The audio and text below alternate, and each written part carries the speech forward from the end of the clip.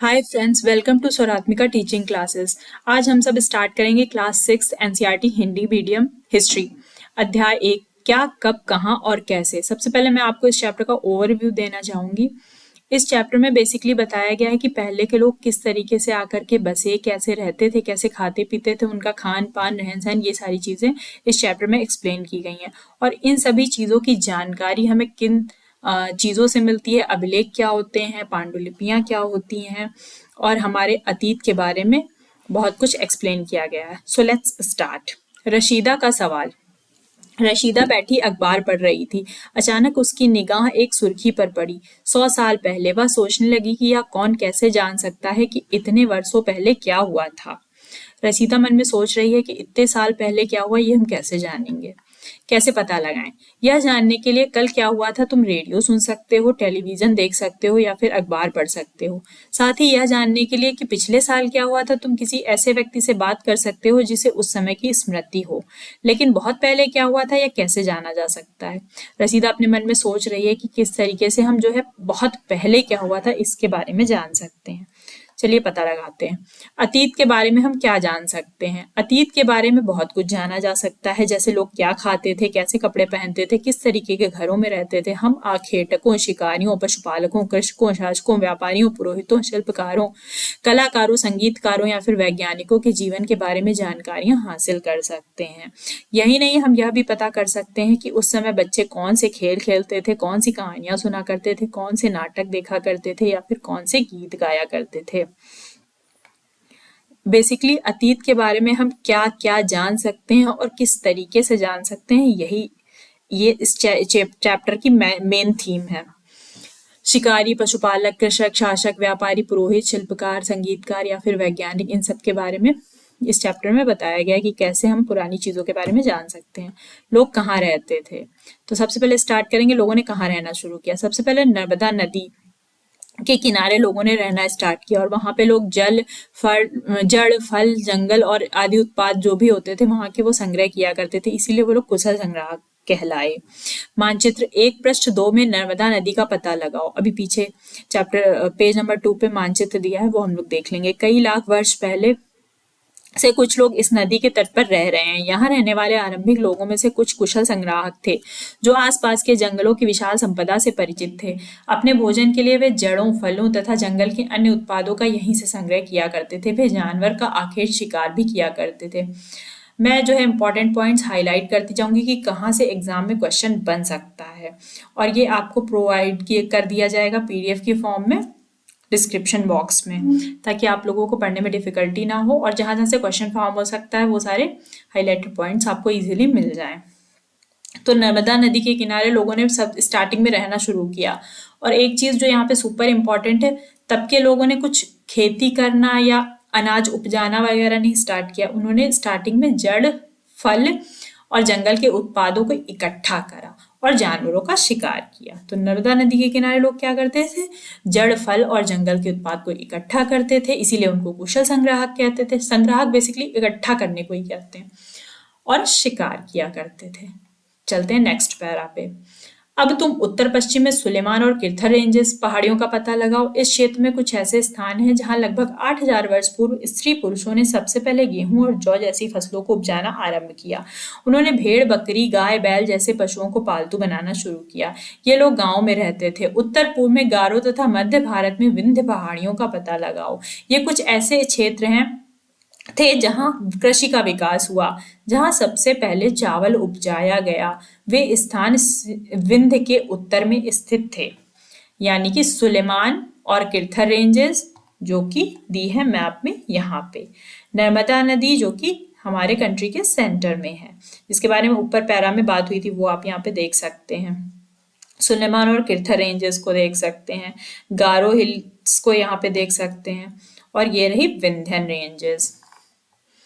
तो सुलेमान और किर्थर पहाड़ियों के नीचे लोग कहाँ, सुलेमान और किर्थर रेंजेस के बारे में ये जानेंगे कि यहाँ पे लोग कितने साल पहले आके बसे। 8000 वर्ष पूर्व, ये इंपॉर्टेंट पॉइंट है। 8000 साल पहले अगर ये क्वेश्चन बना तो इस तरीके से पूछा जा सकता है कि सुलेमान और किर्थर रेंजेस के किनारे लोग कितने साल पहले बसे। 8000 वर्ष पूर्व। और इन लोगों ने क्या उपजाना शुरू किया, गेहूं और जौ। यहाँ से फार्मिंग स्टार्ट हो गई है। सुलेमान और केरथर रेंजेस के किनारे लोगों ने सबसे पहले गेहूं और जौ जैसी फसलों को उपजाना शुरू कर दिया था। और कौन से जानवरों को पालतू बनाया?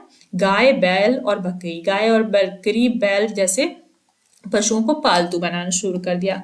उससे पहले हम लोगों ने जो नर्मदा नदी को देखा था, तो नर्मदा नदी के किनारे जो लोग रह रहे थे वो इकट्ठा कर रहे थे जो फॉरेस्ट के प्रोडक्ट्स हैं और शिकार कर रहे थे। और ये लोग क्या कर रहे हैं सुलेमान और किरथर रेंजेस पे? पालतू पशुओं को और एग्रीकल्चर स्टार्ट कर दिया है। फिर उसके बाद गारो हिल्स वाले पे उत्तर पूर्व में गारो तथा मध्य भारत में विंध्य पहाड़ियों का पता लगाओ। ये कुछ अन्य क्षेत्र हैं जहाँ कृषि का विकास हुआ। गारो हिल्स पे कृषि का विकास हुआ और यहाँ सबसे पहले क्या उपजाया गया? चावल। ये रही गारो हिल्स, यहाँ पे सबसे पहले चावल उपजाया गया। अभी इसके बाद नेक्स्ट पैरा में गंगा नदी के बारे में पढ़ेंगे और वहां के किनारे किस तरीके से लोग बसे ये जानेंगे। ये रही गंगा नदी और ये इसकी ट्रिब्यूटरी है सोन नदी। चलते हैं नेक्स्ट पैरा पे। मानचित्र पर सिंधु तथा इसकी सहायक नदियों का पता लगाने का प्रयास करो। सहायक नदियां उन्हें कहते हैं जो एक बड़ी नदी में मिल जाती हैं। लगभग 4700 वर्ष पूर्व इन्हीं नदियों के किनारे कुछ आरंभिक नगर फले फूले। मैंने कहा था सिंधु और इसकी सहायक नदियों के किनारे क्या? कुछ आरंभिक नगर फले फूले। कितने साल पहले? 4700 साल पहले। सहायक नदियां क्या होती हैं? जो एक बड़ी नदी में जाकर के मिल जाती हैं। गंगा व इसकी सहायक नदी के किनारे समुद्र तटवर्ती इलाकों में नगरों का विकास लगभग 2500 वर्ष पूर्व हुआ। ये जितने भी हाईलाइटेड पॉइंट है वो इंपॉर्टेंट है एग्जाम पॉइंट ऑफ व्यू से। गंगा और इसकी सहायक नदियों के किनारे कितने साल पहले नगरों का विकास हुआ? 2500 साल पहले। सिंधु के किनारे 4700 साल पहले। ये इसके किनारे आरंभिक नगर आकर के बसे। उसके बाद गंगा तथा इसकी सहायक नदी सोन का पता लगाओ। गंगा के दक्षिण में इन नदियों के आसपास का क्षेत्र प्राचीन काल में मगध नाम से जाना जाता था। मगध का मतलब है आज के टाइम का बिहार, गंगा नदी के पास वाला एरिया।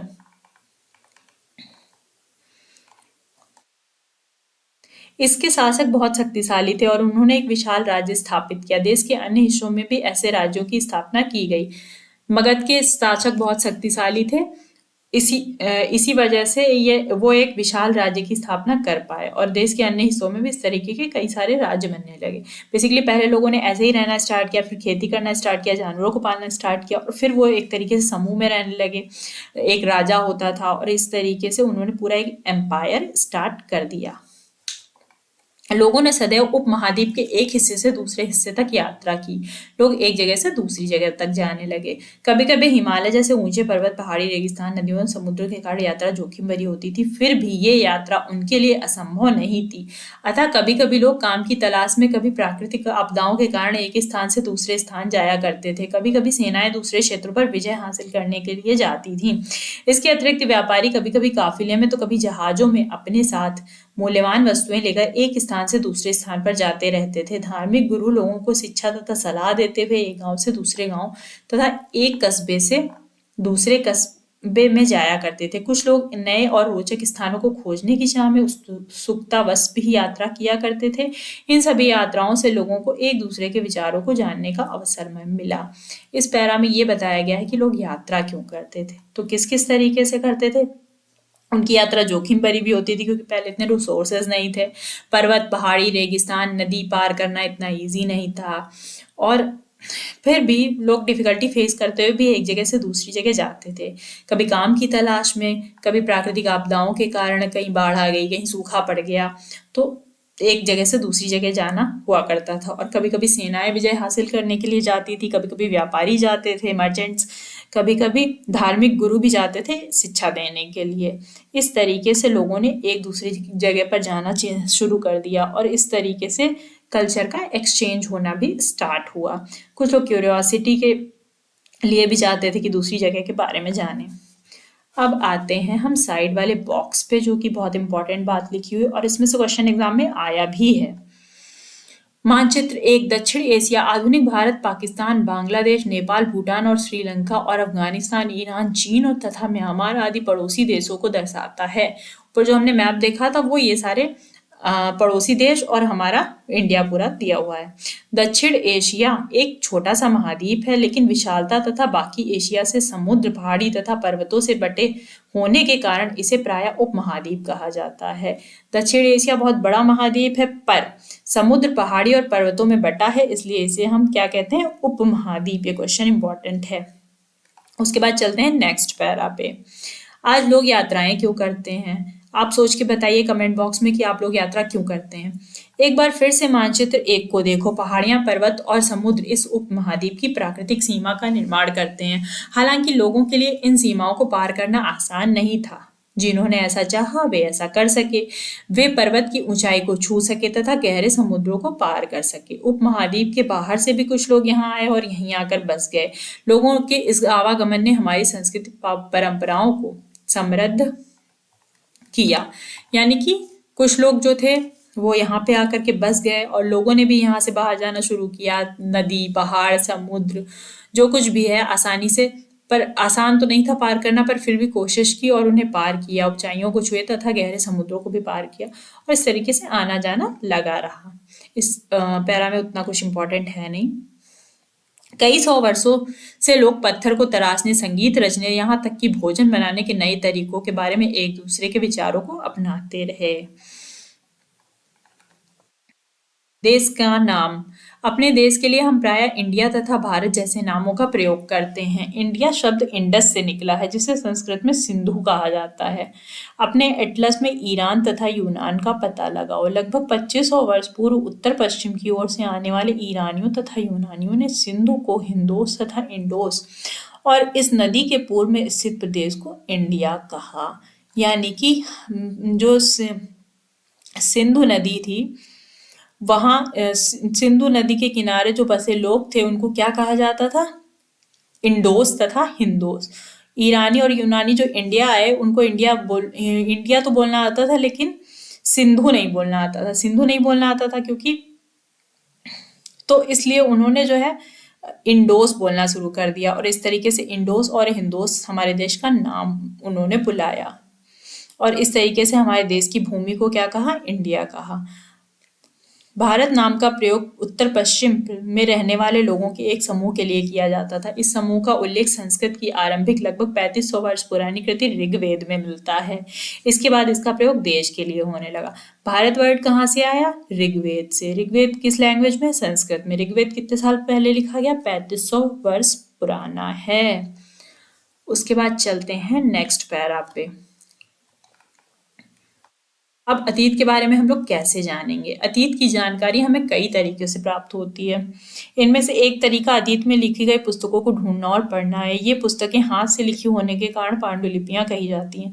अंग्रेजी में पांडुलिपि के लिए प्रयुक्त होने वाला मैन्यूस्क्रिप्ट शब्द लैटिन में मैन्यू, जिसका अर्थ हाथ है, से निकला है। ये पांडुलिपि प्रायः ताड़पत्र अथवा हिमालय क्षेत्र में उगने वाले भुर्ज नामक पेड़ की छाल से विशेष तरीके से भोजपत्र पर लिखी मिलती हैं। अतीत के बारे में हम जानने के लिए कितने सोर्सेस का यूज करते हैं? एक तो होगी पांडुलिपि। पांडुलिपि का क्या अर्थ है? पांडुलिपि को इंग्लिश में कहते हैं मैन्यूस्क्रिप्ट। मैन्यूस्क्रिप्ट शब्द लैटिन वर्ड मैन्यू से बना है। मैन्यू का अर्थ होता है हाथ। हाथ से लिखी हुई कृति जो होती है उसे कहते हैं मैन्यूस्क्रिप्ट। पांडुलिपियां किस पे लिखी जाती थी? प्रायः ताड़पत्रों पर। ताड़पत्र कौन है? हिमालय में क्षेत्र में उगने वाले भुर्ज नामक पेड़ की छाल से विशेष तरीके से तैयार की गई भोजपत्र पर लिखी मिलती हैं। यानी कि जो पांडुलिपियां थी वो ताड़पत्रों पर भी लिखी जाती थी और भुर्ज नामक पेड़ की छाल पर भी लिखी जाती थी। यह पांडुलिपि लगभग 1000 वर्ष पहले लिखी गई थी। किताब बनाने के लिए ताड़ के पत्तों को काटकर उनके अलग अलग हिस्सों को एक साथ बांध दिया जाता था। भुर्ज पेड़ की छाल से बनी ऐसी ही एक पांडुलिपि को तुम यहाँ देख सकते हो। ये एक एग्जाम्पल पांडुलिपि का दिया गया है कि किस तरीके से भोजपत्र पर लोग इस तरीके से लिखा करते थे और लास्ट में उसको बांध करके एक बुक तैयार कर दी जाती थी। समय बीतता गया और धीरे धीरे क्या हुआ, ये सड़ गल गई और कुछ पांडुलिपियां नष्ट हो गईं।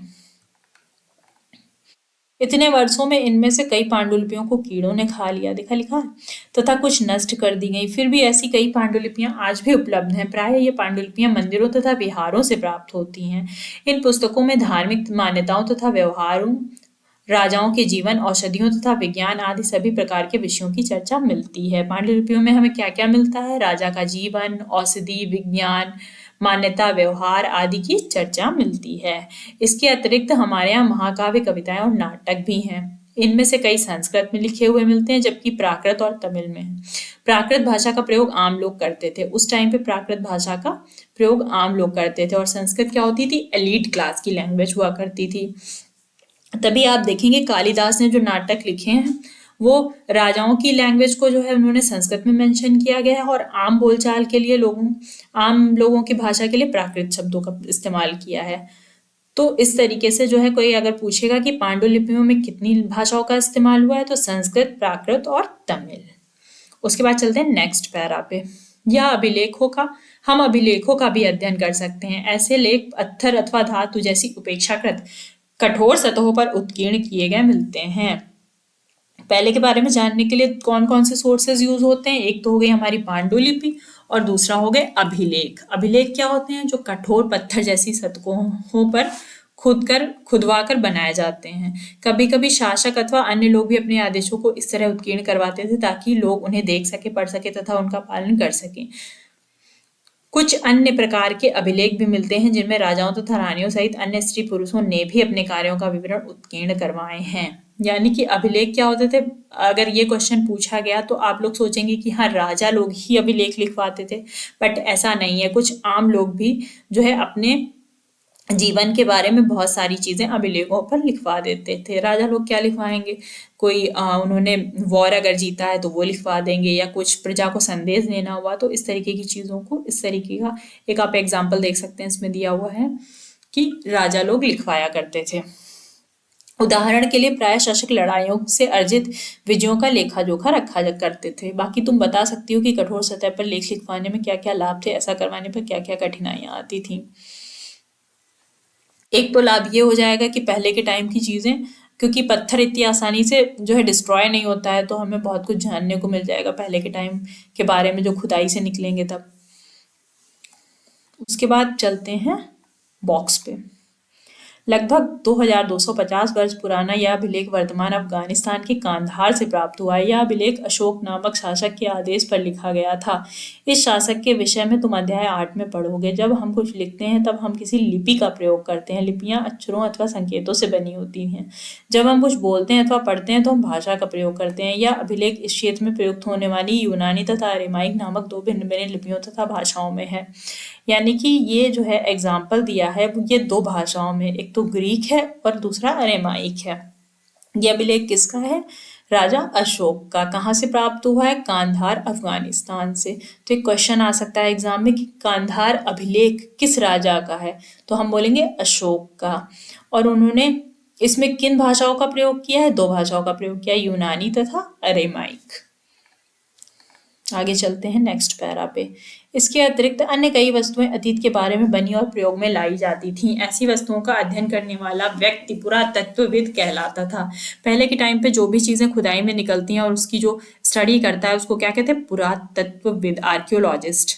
पुरातत्वविद पत्थर और ईंट से बनी इमारतों के अवशेषों, चित्रों तथा मूर्तियों का अध्ययन करते हैं। वे औजार, हथियार, बर्तन, आभूषण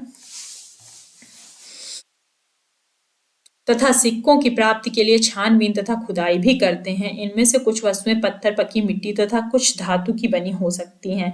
ऐसे तत्व कठोर तथा जल्दी नष्ट न होने वाले हैं। यानी कि पुरातत्वविद किन किन चीजों की स्टडी करते हैं, छानबीन में खुदाई में प्राप्त हुई ईंटें, धातुएं, पत्थर, बर्तन, ये सारी चीजें, सिक्के, ये सब। दो एग्जाम्पल यहाँ पे मेंशन है, एक रहा ये बर्तन और एक रहा ये सिक्का। ये दो तरीके के सिक्के हैं। पहले बेसिकली ये पेंटागोनल शेप में है, बल्कि आज के टाइम के तो सर्कुलर होते हैं। यहाँ पे दिया हुआ है बाएं एक प्राचीन नगर से प्राप्त पात्र। इस तरह के पात्रों का प्रयोग 4700 वर्ष पूर्व होता था। दाएं एक पुराना चांदी का सिक्का। इस तरह के सिक्कों का प्रयोग लगभग 2500 वर्ष पूर्व होता था। हमारे द्वारा आज प्रयोग में आने वाले सिक्कों से यह किस प्रकार से भिन्न है, तो हम जान सकते हैं कि पहले के टाइम का सिक्का ऐसा होता था, आज के टाइम का सिक्का गोल होता है, और उस पर क्या क्या मेंशन होता है ये सारी चीजें दी हुई हैं फिगर में। उसके बाद चलते हैं नेक्स्ट पैरा पे। पुरातत्वविद जानवरों, चिड़ियों तथा मछलियों की हड्डियां भी ढूंढते हैं। इससे उन्हें यह जानने में मदद मिलती है कि अतीत में लोग क्या खाते थे। वनस्पतियों के अवशेष बहुत मुश्किल से बच पाते हैं। यदि अन्न के दाने अथवा लकड़ी के टुकड़े जल जाते हैं तो वे जले हुए रूप में बचे रहते हैं। तो बेसिकली वो पुरातत्वविद जो होते थे, आर्कियोलॉजिस्ट, वो क्या जानने की कोशिश करते थे? जानवर, चिड़िया और मछलियों की हड्डियों से ये पता लगाने की कोशिश करते थे कि पहले के लोग क्या खाते थे। और वनस्पतियां तो बेसिकली डिस्ट्रॉय ही हो जाती हैं, और जो बचेंगी बहुत मुश्किल से एक आधी कोई बच गई हो तो बच गई, वरना नहीं मिलती हैं। और अनाज के दाने और लकड़ी के टुकड़े जल भी जाते हैं तो वे जले रूप में बचे रहते हैं। क्या पुरातत्वविद को बहुधा कपड़ों के अवशेष मिलते होंगे? पांडुलिपि, अभिलेख तथा पुरातत्व से ज्ञात जानकारियों के लिए इतिहासकार प्रायः स्रोत शब्द का प्रयोग करते हैं। किस शब्द का प्रयोग करते हैं? स्रोत, सोर्सेस। इतिहासकार उन्हें कहते हैं जो अतीत का अध्ययन करते हैं। स्रोत के प्राप्त होते ही अतीत के बारे में पढ़ना बहुत रोचक हो जाता है। अगर हमें कोई सोर्स मिल जाता है, जिससे जैसे कि फॉर एग्जाम्पल अगर बर्तन मिल गया मान लीजिए मिट्टी के अंदर दबा हुआ, तो उससे ये पता लगाया जा सकता है कि वो कितने साल पुराना था, किस मिट्टी का बना हुआ था। उस पे अगर कुछ लिखा है, कुछ पेंट हुआ है, तो उससे उस समय के बारे में कुछ जानने को मिलता है। कोई चित्र बना है तो उस समय के लोगों के कल्चर के बारे में कुछ जानने को मिल जाता है। क्योंकि इन स्रोतों की सहायता से हम धीरे धीरे अतीत का पुनर्निर्माण करते जाते हैं। अतः इतिहासकार तथा पुरातत्वविद उन जासूसों की तरह हैं जो इन सभी स्रोतों का प्रयोग सुराग के रूप में अतीत को जानने का प्रयास करते हैं। चलते हैं नेक्स्ट पैरा पे। अतीत एक या अनेक। क्या तुमने इस पुस्तक के शीर्षक हमारे अतीत पर ध्यान दिया है? यहाँ अतीत शब्द का प्रयोग बहुवचन में किया गया है। ऐसा इस तथ्य को की ओर ध्यान दिलाने के लिए किया गया है कि अलग अलग समूह के लिए लोगों के लिए इस अतीत के अलग अलग मायने थे। उदाहरण के लिए पशुपालक तथा अथवा कृषकों का जीवन राजाओं तथा रानियों के जीवन से तथा व्यापारियों का जीवन शिल्पकारों के जीवन से बहुत भिन्न था। जैसा कि हम आज भी देखते हैं, उस समय भी देश के अलग अलग हिस्सों में लोग अलग अलग व्यवहार और रीति रिवाजों का पालन करते थे। उदाहरण के लिए आज अंडमान द्वीप के अधिकांश लोग अपना भोजन मछलियां पकड़कर, शिकार करके, फल फूल के संग्रह द्वारा प्राप्त करते हैं। इसके अतिरिक्त शहरों में रहने वाले लोग खाद्य आपूर्ति के लिए अन्य व्यक्तियों पर निर्भर करते हैं। इस तरह के भेद अतीत में भी विद्यमान थे। यानी कि इस पैरा में ये बताने की कोशिश की गई है कि हमारी जो बुक है उसका टाइटल है अवर पास्ट, हमारे अतीत, इसका क्या मीनिंग है? तो इसे ऐसे समझ सकते हैं जैसे कि हमारा अतीत जो है हमारे कल्चर के अकॉर्डिंग होगा, साउथ इंडिया का अतीत किसी साउथ इंडियन कल्चर के अकॉर्डिंग होगा, राजा लोगों का कल्चर अलग होता है, एलिट क्लास के लोगों का कल्चर अलग होता है। तो हर किसी के लिए कल्चर का अपने जो पास्ट है उसको अपने कल्चर के अकॉर्डिंग देखने की आदत हो जाती है। तो इसलिए हर किसी के लिए अलग अलग मीनिंग होता है उसके अतीत का। जैसे कि जो किसान होता है वो अनाज उपजा के अपना जीवन यापन करता है, तो उसका अतीत उस तरीके का होगा। व्यापारी होते हैं वो सामान को बेच करके और पैसे कमा के जो है अपना जीवन बिताते हैं, तो उनका कल्चर उस तरीके का होगा। तो यही इस पैरा में दिया हुआ है कि कैसे जो है हमारा कल्चर अगर हमारा एक दूसरे से डिफरेंट है तो हमारा जो अतीत भी एक दूसरे से डिफरेंट होगा। इसके अतिरिक्त एक अन्य तरह का भेद है, उस समय शासक अपनी विजयों का लेखा जोखा रखते थे। यही कारण है कि हम उन शासकों तथा उनके द्वारा लड़ी जाने वाली लड़ाइयों के बारे में काफी कुछ जानते हैं। जबकि शिकारी, मछुआरे, संग्राहक, कृषक तथा पशुपालक जैसे आम आदमी प्राय अपने कार्यों का लेखा जोखा नहीं रखते थे। पुरातत्व भी की सहायता से हमें उनके जीवन को जानने में मदद मिलती है। हालांकि अभी भी इसके बारे में बहुत कुछ जानना शेष है। यानी कि इसमें ये बताने की कोशिश की गई है पैरा में कि जो राजा लोग होते थे वो अपनी डिटेल्स वगैरह जो है अभिलेख लिखवा के या किसी भी तरीके से खुदाई करवा के अभिलेखों पर, पत्थरों पर, और इस तरीके से उसका जो है डिटेल्स वगैरह रखा करते थे। तो उनके बारे में बहुत कुछ जानने को मिल जाता है। और आम लोग जो है अपने बारे में कुछ भी नहीं लिखते थे, राजा लोग बुक्स भी लिखवाया करते थे। तो इस तरीके से बहुत कुछ जानने को मिलता है। आम लोग जो है इतनी सारी डिटेल्स नहीं रख पाते थे, तो आम लोगों के बारे में बहुत कम जानकारी मिल पाती है। चलते हैं नेक्स्ट पैरा पे। तिथियों का मतलब। अगर कोई तुमसे तिथि के विषय में पूछे तो तुम शायद उस दिन की तारीख, माह, वर्ष जैसे 2000 या इसी तरह का कोई एक वर्ष बताओगी। वर्ष की यह गणना ईसाई धर्म प्रवर्तक ईसा मसीह के जन्म की तिथि से की जाती है, अतः 2000 वर्ष कहने का तात्पर्य ईसा मसीह के जन्म के 2000 वर्ष के बाद से है। ईसा मसीह के जन्म के पूर्व की सभी तिथियां ईशा पूर्व के रूप में जानी जाती हैं। इस पुस्तक में हम 2000 को अपना आरंभिक बिंदु मानते हुए वर्तमान से पूर्व की तिथियों का उल्लेख करेंगे। इसमें तिथियों के बारे में बताया गया है कि किस तरीके से हमें डेट्स निकालनी है। इसको ऐसे एग्जाम्पल से समझते हैं। अगर हमें 3500 वर्ष पूर्व के बारे में जानना है तो हम एक डेट लाइन बनाते हैं, सेंटर पॉइंट को 0 लेते हैं, और ये जो सेंटर पॉइंट 0 लिया गया है वो ईसा मसीह के जन्म से लिया गया है। यानी कि ईसा मसीह के जन्म से 2000 तक की, जो हम लोग 2000 में चल रहे हैं, वो डेट्स इसके आगे की मानी जाती हैं और इसके पीछे की जो डेट्स हैं वो बीसी में लिखी जाती हैं। यानी कि अगर हमें 3500 साल पहले लिखना है तो हम अभी के 2000 और 1500 पीछे के, यानी कि इसको लिखेंगे 1500 बीसी। तो ये क्या हो गया, 3500 साल पहले। समझ में आ गया। फिर चलते हैं नेक्स्ट पैरा पे। इतिहास और तिथियां। अंग्रेजी में बीसी, हिंदी में ईसा पूर्व का तात्पर्य है बिफोर क्राइस्ट, ईसा पूर्व होता है। कभी कभी हम तिथियों से पहले एडी, हिंदी में ईसवी लिखा पाती हो। यह एनो डोमिनी नामक 2 लैटिन शब्दों से बना है तथा इसका तात्पर्य ईसा मसीह के जन्म के वर्ष से है।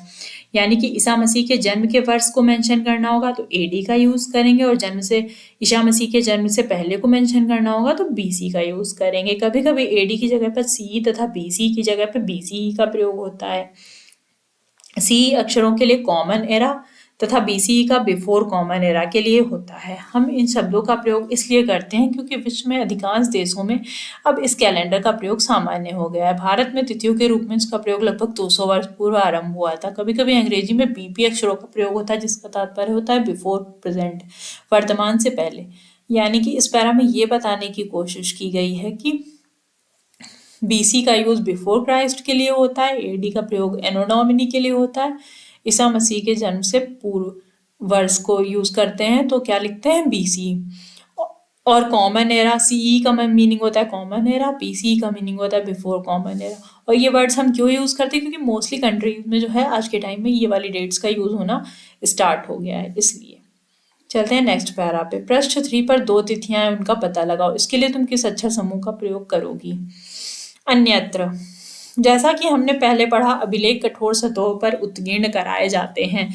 इनमें से कई अभिलेख कई सौ वर्ष पूर्व लिखे गए थे। सभी अभिलेखों में लिपियों और भाषाओं का प्रयोग हुआ है। समय के साथ साथ अभिलेखों में प्रयुक्त भाषाओं तथा लिपियों में बहुत बदलाव आ चुका है। विद्वान यह कैसे जान पाते होंगे कि क्या लिखा था? यह एक अज्ञात लिपि का अर्थ निकालने की प्रक्रिया द्वारा लगाया जा सकता है। इस प्रकार से अज्ञात लिपि को जानने के लिए एक प्रसिद्ध कहानी उत्तरी अफ्रीकी देश मिस्र से मिलती है। लगभग 5000 वर्ष पूर्व यहाँ राजा रानी रहते थे। ये एक एग्जाम्पल दिया है एक स्टोरी से, पहले के टाइम के लोग किस तरीके से लिपि का प्रयोग करके और उसको इस तरीके से मेंशन करते थे, वही जानने की कोशिश की गई है। पर जो है, क्योंकि हम लोगों के लिए तो ये काफ़ी रीड करना इतना ईजी नहीं है, तो लोग पुरातत्वविद जो होते हैं वो कैसे इसको पता लगाते होंगे। तो इसको पता लगाने के लिए वो जो है लिपि को पढ़ने की कोशिश करते थे और अक्षरों से, संकेतों से, ये जो चित्र हैं उनको संकेतों से जानने की कोशिश करते थे कि कौन से अल्फ़ाबेट से कौन से जानवर को रिप्रेजेंट किया गया है, और इस तरीके से फिर उसको पूरे को डिकोड करते थे वो लोग। तो ये एक छोटा सा एग्जाम्पल दिया, ये एक स्टोरी अफ्रीका के देश मिस्र से मिलती है और किस तरीके से पिक्टोरियल रिप्रेजेंटेशन है इसका। चलते हैं नेक्स्ट पैरा पे। मिस्र के उत्तरी तट पर रोसेट्टा नाम का एक कस्बा है। यहाँ एक ऐसा उत्कीर्णित अभिलेख मिला है जिस पर एक ही लेख 3 भिन्न भिन्न भाषाओं और लिपियों, यूनानी तथा मिस्री लिपि के 2 प्रकारों में है। यानी कि मिस्र में एक रोसेटा नाम का कस्बा है, वहां से एक अभिलेख मिला है जो 2 भाषाओं में है, यूनानी और मिस्री। कुछ विद्वान यूनानी पढ़ सकते थे। उन्होंने बताया कि यहाँ राजा रानियों के नाम एक छोटे से फ्रेम में दिखाए गए हैं और इसे कारतूस कहते हैं। तो ये क्वेश्चन पूछा जा सकता है कि मिस्र में रोसेटा नाम का जो अभिलेख मिला है वो किन 2 भाषाओं में है, यूनानी और मिस्री, और राजा रानियों के नाम को एक छोटे से फ्रेम में दिखाया गया है, उसे क्या कहते हैं, कारतूस। इसके बाद विद्वानों ने यूनानी तथा मिस्री संकेतों को अगल बगल रखते हुए मिस्री अक्षरों को समानार्थी ध्वनियों की पहचान की। जैसा कि तुम देख सकते हो कि यहाँ एल अक्षर के लिए शेर तथा ए अक्षर के लिए चिड़िया के चित्र बने हैं। एक बार जब उन्होंने यह जान लिया कि विभिन्न अक्षर किन के लिए प्रयुक्त हुए तो वे आसानी से इन अभिलेखों को पढ़ सके। तो लोगों ने धीरे धीरे इस तरीके से डिकोड करके पढ़ना स्टार्ट किया। ये देख सकते हैं एल किसके लिए यूज हुआ है, लॉयन के लिए, और इस तरीके से डिकोड करके उन्होंने पूरी स्टोरी का पता लगाया। उसके बाद चलते हैं एंड टेक्स्ट क्वेश्चंस की तरफ। कुछ डेट्स यहाँ पे भी दी गई हैं जो इम्पोर्टेंट हैं। कृषि का आरंभ 8000 साल पहले। सिंधु सभ्यता के पूर्व के नगर कितने साल पहले बसे, 4700 वर्ष पूर्व। गंगा नदी के नगर मगध का बड़ा राज्य कितने साल पहले बसा, 2500 वर्ष पूर्व। वर्तमान लगभग 2000 वर्ष पूर्व। तो ये कर लेते हैं हम। नर्मदा घाटी, आखेट तथा संग्रहण, मगध पहला बड़ा राज्य, गारो हिल्स आरंभिक कृषि, सिंधु तथा इसकी सहायक नदियां, प्रथम नगर, गंगा घाटी लगभग 2500 पूर्व के वर्ष के नगर। उसके बाद चलते हैं नेक्स्ट क्वेश्चन पे। पांडुलिपि तथा अभिलेखों में एक प्रमुख अंतर बताओ। पांडुलिपि और अभिलेख में क्या अंतर है? पांडुलिपियां जो होती थी वो ताड़ के पत्तों पे लिखी जाती थी या फिर भुर्ज नामक वृक्ष की छाल पर लिखी जाती थी। अभिलेख क्या होते थे? जो हार्ड सरफेस पे खुदाई करवाई जाती थी, उनको अभिलेख कहते थे। अभिलेख बेसिकली राजा ही लिखवाते थे, बट कभी कभी आम लोग भी लिखवा देते थे। पांडुलिपियां कोई भी लिख सकता था। That's about all about this chapter. Thanks for watching. अगर आपको ये वीडियो हेल्पफुल लगा हो तो आप लाइक शेयर सब्सक्राइब कर दीजिएगा, और जो भी कमी हो बताइएगा, ताकि आपकी अगली वीडियो में जो है इम्प्रूवमेंट करने की कोशिश की जाएगी।